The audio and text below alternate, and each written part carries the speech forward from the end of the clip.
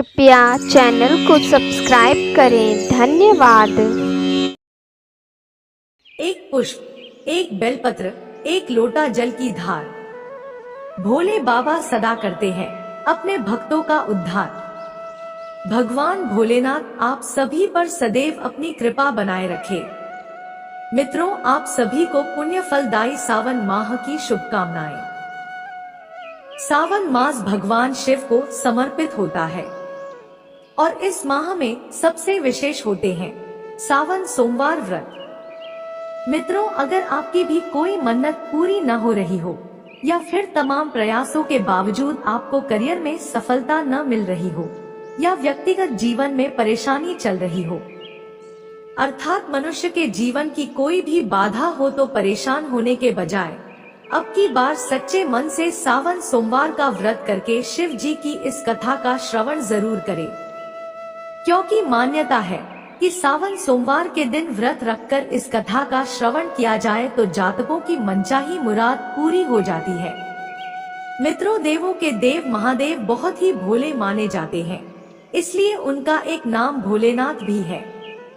भगवान शंकर को प्रसन्न करने के लिए किसी भी तरह के खास विशेष पूजन की आवश्यकता नहीं होती, क्योंकि कहा जाता है कि वह अत्यंत ही भोले हैं और अपने भक्त की मन से की गई क्षणिक मात्र की भक्ति से ही वह प्रसन्न हो जाते हैं। मित्रों, यदि आप भी सावन सोमवार का व्रत करने जा रहे हैं और भगवान भोलेनाथ की विशेष कृपा पाना चाहते हैं, तो आपको भी सावन सोमवार व्रत की कथा पढ़ना या सुनना बेहद ही जरूरी है, क्योंकि ये मान्यता है कि इस कथा के बिना सावन सोमवार का व्रत पूर्ण नहीं होता है। तो चलिए मित्रों, भगवान भोलेनाथ और माता पार्वती के चरण कमलों का ध्यान करते हुए सुनते हैं सावन सोमवार व्रत की अत्यंत ही सुंदर कथा। एक समय की बात है, इस भूमंडल पर एक अत्यंत प्रसिद्ध राजा चंद्रहास द्वारा पालित कांतिका नाम की एक नगरी थी। वहां पर धनेश्वर नाम का एक साहूकार और उसकी स्त्री रूपवती रहा करते थे। साहूकार का व्यापार दूर दूर तक फैला हुआ था। नगर के सभी लोग उस व्यापारी का सम्मान करते थे। साहूकार तथा उसकी पत्नी दोनों ही उस नगरी में सभी से बड़े प्रेम और आदर के साथ व्यवहार करते थे। घर में धन धान्य आदि की कमी नहीं थी, लेकिन उनको एक बड़ा दुख था कि उनकी कोई संतान नहीं थी। इस कष्ट से वह अत्यंत दुखी रहते थे। एक दिन एक बड़ा तपस्वी योगी उस नगरी में आया। वह योगी उस ब्राह्मण के घर को छोड़कर अन्य सब घरों से भिक्षा लाकर भोजन किया करता था, लेकिन रूपवती से वह भिक्षा नहीं लिया करता था। एक समय वह किसी अन्य घर से भिक्षा लेकर गंगा किनारे जाकर भिक्षान्न को प्रेम पूर्वक खा रहा था। तभी धनेश्वर ने योगी को देखा और अपनी भिक्षा के अनादर से दुखी होकर योगी से बोला, महात्मन, आप सब घरों से भिक्षा लेते हैं, परंतु मेरे घर की भिक्षा कभी भी नहीं लेते, इसका कारण क्या है? योगी ने कहा कि निःसंतान के घर की भीख पतितों के अन्न के तुल्य होती है, और जो पतितों का अन्न खाता है वह भी पतित हो जाता है। चूंकि तुम निःसंतान हो, अतः पतित हो जाने के भय से मैं तुम्हारे घर की भिक्षा नहीं लेता हूँ। धनेश्वर यह बात सुनकर अपने मन में बहुत दुखी हुआ और हाथ जोड़कर योगी के पैरों पर गिर पड़ा तथा आर्तभाव से कहने लगा, हे महाराज, यदि ऐसा है तो आप मुझको पुत्र प्राप्ति का उपाय बताइए। आप सर्वज्ञ हैं, मुझ पर अवश्य ही यह कृपा कीजिए। धन की मेरे घर में कोई कमी नहीं, परंतु मैं पुत्र न होने के कारण अत्यंत दुखी हूँ। आप मेरे इस दुख का हरण करें, आप सामर्थ्यवान हैं। यह सुनकर योगी कहने लगे, हे ब्राह्मण, तुम चंडी देवी की आराधना करो। घर आकर उसने अपने स्त्री से सब वृत्तांत कहा और स्वयं तप के निमित्त वन में चला गया। वन में जाकर उसने चंडी देवी की उपासना की और उपवास किया। चंडी देवी ने 16वें दिन उसको स्वप्न में दर्शन दिया और कहा, हे धनेश्वर, तुझे पुत्र होगा, परंतु वह 16 वर्ष की आयु में ही मृत्यु को प्राप्त हो जाएगा। यदि तुम दोनों पति पत्नी 32 पूर्णमासियों का व्रत विधि पूर्वक करोगे तो वह दीर्घायु होगा। जितनी तुम्हारी सामर्थ्य हो उतने आटे के दिए बनाकर शिवजी का पूजन करना और पूर्णमासी का व्रत रखना। प्रातः काल होने पर इस स्थान के समीप ही तुम्हें एक आम का वृक्ष दिखाई देगा। उस पर चढ़कर एक फल तोड़कर शीघ्र अपने घर चले जाना और अपनी स्त्री से सब वृत्तांत कहना। जब वह श्री शंकर जी का ध्यान करके उस फल को खा लेगी, तब भगवान शंकर की कृपा से वह गर्भवती हो जाएगी। जब वह ब्राह्मण प्रातः काल उठा तो उसने उस स्थान के पास ही एक आम का वृक्ष देखा जिस पर एक आम का फल लगा हुआ था। उस ब्राह्मण ने उस आम के वृक्ष पर चढ़कर उस फल को तोड़ने का प्रयत्न किया, परंतु कई बार प्रयत्न करने पर भी वह वृक्ष पर न चढ़ पाया।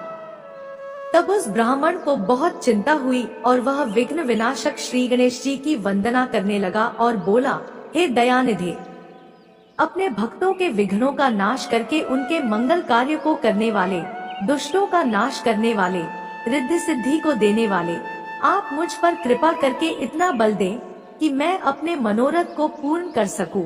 इस प्रकार गणेश जी की प्रार्थना करने पर उनकी कृपा से धनेश्वर वृक्ष पर चढ़ गया और उसने एक अति सुंदर आम का फल देखा। उसने विचार किया कि जो वरदान से फल मिला था वह यह है और कोई फल दिखाई नहीं देता। उस धनेश्वर ब्राह्मण ने जल्दी से उस फल को तोड़कर अपनी स्त्री को लाकर दिया और उसकी स्त्री ने अपने पति के कथनानुसार उस फल को खा लिया। इसके पश्चात वह गर्भवती हो गई। देवी जी की असीम कृपा से उसे एक अत्यंत सुंदर पुत्र की प्राप्ति हुई, जिसका नाम उन्होंने देवीदास रखा।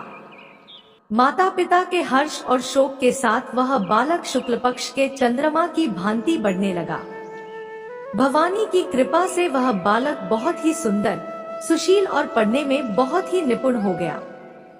चंडी देवी की आज्ञानुसार उसके माता पिता ने 32 पूर्णमासी का व्रत रखना प्रारंभ कर दिया था, जिससे उसका पुत्र दीर्घायु हो जाए। 16वां वर्ष लगते ही देवीदास के माता पिता को बड़ी चिंता हो गई कि कहीं उनके पुत्र की इस वर्ष मृत्यु न हो जाए। इसलिए उन्होंने अपने मन में विचार किया कि यदि यह दुर्घटना उनके सामने हो गई तो वे कैसे सहन कर सकेंगे। उन्होंने देवीदास के मामा को बुलाया और कहा कि हमारी इच्छा है कि देवीदास 1 वर्ष तक काशी में जाकर विद्याध्ययन करे और हम उसको अकेला भी नहीं छोड़ना चाहते, इसलिए साथ में तुम चले जाओ और 1 वर्ष के पश्चात इसको वापस लौटा लाना। सब प्रबंध करके उसके माता पिता ने काशी जाने के लिए देवीदास को एक घोड़े पर बैठाकर उसके मामा को उसके साथ विदा कर दिया। धनेश्वर ने अपनी पत्नी के साथ अपने पुत्र की मंगल कामना तथा दीर्घायु के लिए भगवती दुर्गा की आराधना और पूर्णमासियों का व्रत करना आरंभ कर दिया। इस प्रकार उन्होंने 32 पूर्णमासी का व्रत पूरा किया। कुछ समय पश्चात एक दिन वह दोनों मामा और भांजा मार्ग में रात्रि बिताने के लिए किसी ग्राम में ठहरे हुए थे। उस दिन उस गांव में एक ब्राह्मण की अत्यंत सुंदरी, सुशीला, विदुषी और गुणवती कन्या का विवाह होने वाला था। जिस धर्मशाला के अंदर वर और उसकी बारात ठहरी हुई थी, उसी धर्मशाला में देवीदास और उसके मामा भी ठहरे हुए थे। संयोगवश कन्या को तेल आदि चढ़ाकर मंडप आदि का कृत्य किया जा रहा था, लेकिन लग्न के समय वर को धनुर्वात मतलब एक वायु रोग जिसमें शरीर धनुष की तरह झुककर टेढ़ा हो जाता है हो गया। इस कारण वर के पिता ने अपने कुटुंबियों से परामर्श करके निश्चय किया कि यह देवीदास मेरे पुत्र जैसा ही सुंदर है, मैं इसके साथ ही लग्न करा देता हूँ और बाद में विवाह के अन्य कार्य मेरे लड़के के साथ हो जाएंगे। ऐसा सोचकर उन्होंने देवीदास के मामा से जाकर बोला कि तुम थोड़ी देर के लिए अपने भांजे को हमें दे दो, जिससे विवाह के लग्न के सारे कृत्य सुचारू रूप से हो सके। तब उसका मामा कहने लगा कि जो कुछ भी कन्यादान के समय वर को मिले वह सब हमें दे दिया जाए, तो मेरा भांजा इस बारात का दूल्हा बन जाएगा। यह बात वर के पिता ने स्वीकार कर ली और उसने अपने भांजे को वर बनने के लिए भेज दिया और उसके साथ सब विवाह कार्य रात्रि में विधि पूर्वक संपन्न हो गया। पत्नी के साथ वह भोजन न कर सका और अपने मन में सोचने लगा कि न जाने यह कैसी स्त्री होगी। वह एकांत में इसी सोच में पड़ गया तथा उसकी आंखों में आंसू आ गए। तब वधू ने पूछा कि क्या बात है, आप इतने उदासीन व दुखी क्यों हो रहे हैं। तब उसने सब बातें जो वर के पिता व उसके मामा में हुई थी उसको बतला दी।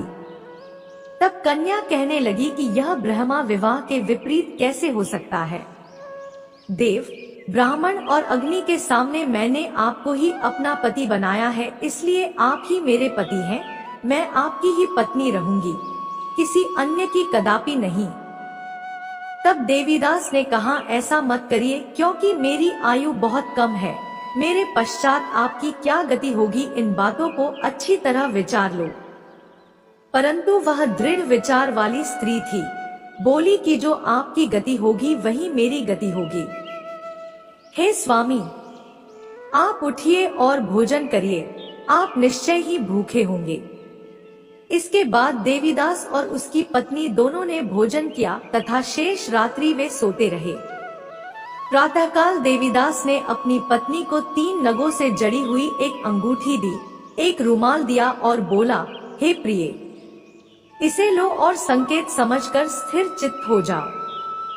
मेरा मरण और जीवन जानने के लिए एक पुष्पवाटिका बना लो, उसमें सुगंधी वाली एक नवमल्लिका लगा लो, उसको प्रतिदिन जल से सींचा करो और आनंद के साथ खेलो कूदो तथा उत्सव मनाओ। जिस समय और जिस दिन मेरा प्राणांत होगा ये फूल सूख जाएंगे, और जब ये फिर हरे हो जाएं, तो जान लेना कि मैं जीवित हूँ। यह समझा कर वह चला गया। प्रातः काल होते ही वहाँ पर गाजे बाजे बजने लगे, और जिस समय विवाह के कार्य समाप्त करने के लिए वर तथा सब बाराती मंडप में आए, तो कन्या ने वर को भली प्रकार से देखकर अपने पिता से कहा कि यह मेरा पति नहीं है। मेरा पति वही है जिसके साथ सत्र में मेरा पाणी ग्रहण हुआ था। इसके साथ मेरा विवाह नहीं हुआ है।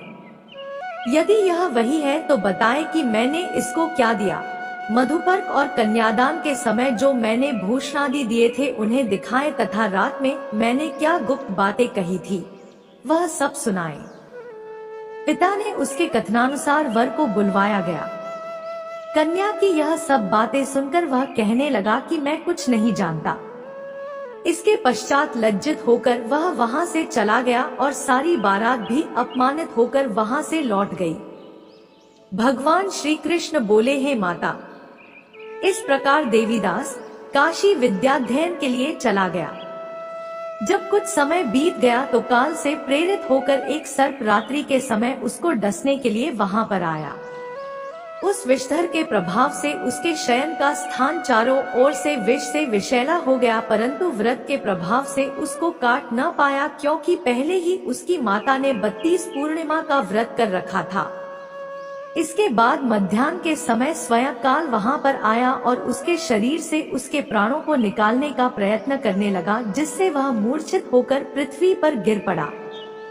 भगवान की कृपा से उसी समय पार्वती जी के साथ भगवान शंकर वहां पर आ गए।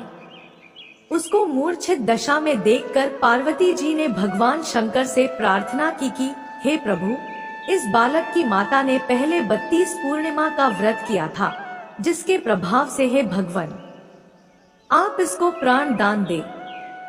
भवानी के कहने पर भक्तवत्सल भगवान शिव ने उसको प्राण दान दे दिया। इस व्रत के प्रभाव से काल को भी पीछे हटना पड़ा और देवीदास स्वस्थ होकर बैठ गया। उधर उसकी स्त्री उसके काल की प्रतीक्षा किया करती थी। जब उसने देखा कि उस पुष्प वाटिका में पत्र पुष्प कुछ भी नहीं रहे तो उसको अत्यंत आश्चर्य हुआ, और जब वह वैसे ही हरी भरी हो गई तो वह जान गई कि वह जीवित हो गए हैं। यह देखकर वह बहुत प्रसन्न मन से अपने पिता के कहने लगी कि पिताजी, मेरे पति जीवित हैं, आप उनको ढूंढना शुरू करें। जब 16वां वर्ष व्यतीत हो गया तो देवीदास भी अपने मामा के साथ काशी से चल दिया। इधर उसके ससुर उसे ढूंढने के लिए अपने घर से जाने वाले ही थे कि वह दोनों मामा भांजा वहां पर आ गए। देवीदास को आता देखकर उसका ससुर बड़ी प्रसन्नता के साथ अपने घर में ले आया। उस समय नगर के निवासी भी वहां इकट्ठे हो गए और सबने निश्चय किया कि अवश्य ही इसी बालक के साथ इस कन्या का विवाह हुआ था। उस बालक को जब कन्या ने देखा तो पहचान लिया और कहा कि यह तो वही है। जो संकेत करके गया था। तदुपरांत सभी कहने लगे कि भला हुआ जो यह आ गया, और सब नगरवासियों ने आनंद मनाया। देवीदास इसके बाद अपनी पत्नी और मामा को लेकर वहां से अपने माता पिता के पास आने को चल दिया। उसके ससुर ने भी उसे बहुत सारा धन और दहेज दिया। इधर साहूकार और उसकी पत्नी भूखे प्यासे रहकर बेटे की प्रतीक्षा कर रहे थे। उन्होंने प्रण कर रखा था कि यदि उन्हें अपने बेटे की मृत्यु का समाचार मिला तो वह भी प्राण त्याग देंगे। उसी रात को भगवान शिव ने साहूकार के स्वप्न में आकर कहा कि साहूकार, मैंने तेरी भक्ति और सच्ची श्रद्धा से प्रसन्न होकर तेरे पुत्र को लंबी आयु प्रदान की है, इसलिए अब तू निश्चिंत हो जा।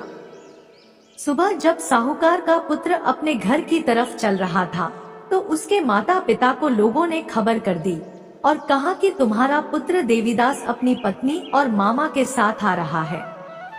ऐसा समाचार सुनकर पहले तो उन्हें विश्वास नहीं हुआ, लेकिन जब देवीदास आया और उसने अपने माता पिता के पैर छुए तो देवीदास के माता पिता ने उनका स्वागत किया, आरती उतारी और दोनों को अपने सीने से लगा लिया। दोनों के आने की खुशी में धनेश्वर ने बहुत सारा धन, दान, दक्षिणा आदि ब्राह्मणों को दी। इसी प्रकार जो कोई भक्त भगवान भोलेनाथ को सच्चे मन से पूजा अर्चना करता है और सोमवार व्रत करता है तो भगवान भोलेनाथ की कृपा से उसके सभी दुख दूर होते हैं और सभी मनोकामनाएं पूर्ण होती हैं और उसका सदा ही कल्याण होता है। तो बोलिए मित्रों, हर हर महादेव, जय शिव शंभू, जय भोलेनाथ।